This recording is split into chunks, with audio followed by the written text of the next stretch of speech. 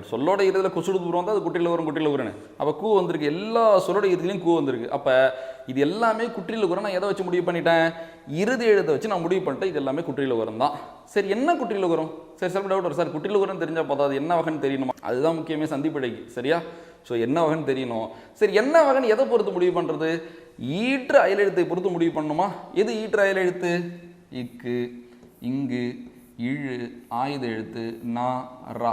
இப்போ நான் ஈற்று அயல் எழுத்துலாம் கோடு போட்டேன்னா இப்போ எவ்வளோ எளிமை பாருங்களேன்.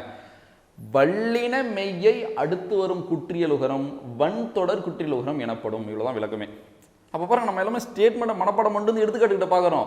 இலக்கணத்தில் இருக்கிற எல்லா ஸ்டேட்மெண்ட்டுமே எடுத்துக்காட்டுகளை வச்சு நான் அவங்க எழுதுனது தான்.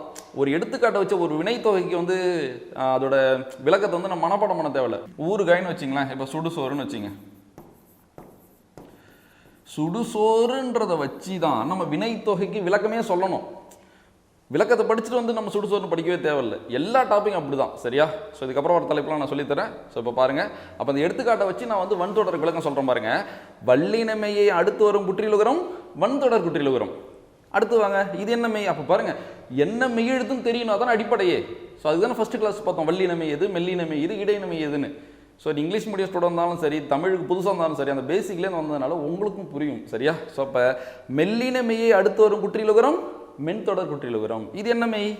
இடையினமை. இடையினமையை அடுத்து வரும் குற்றியலுகரம் இடைத்தொடர் குற்றியலுகரம். ஆயுத எழுத்தை அடுத்து வரும் குற்றியலுகரம் ஆயுத தொடர் குற்றியலுகரம். இந்த 4 வகை எவ்வளோ எளிமையாக இருக்குது விளக்கம். அடுத்தது பாருங்களேன், இது என்னது? நெடில் தொடர் குற்றியலுகரம். நெடில் எழுத்தை அடுத்து வரும் குற்றியலுகரம் நெடில் தொடர் குற்றியலுகரம். இதெல்லாம் இன்னும் கான்செப்ட்லாம் இருக்குது, டெப்த்தாக இருக்குது, நம்ம உள்ளே போய் பார்த்துக்கலாம். சரியா? ஜஸ்ட்டு நான் வச்சிங்க. ஓகேவா?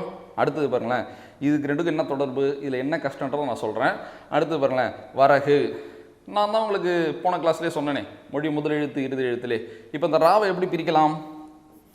இரு ப்ளஸ் ஆ. இங்கே என்ன எழுத்து இருக்குது? உயிர் எழுத்து இருக்கா?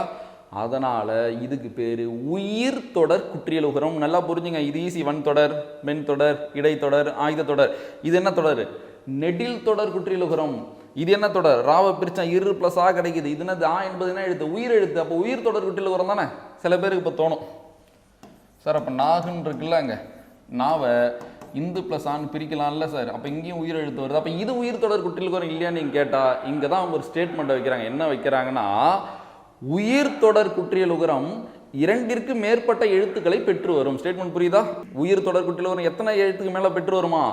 2 எழுத்துக்களுக்கு மேற்பட்டதை பெற்று வரும்னு சொல்கிறாங்க. அப்போ நாகு என்பது எத்தனை எழுத்து? 2 எழுத்து தானே.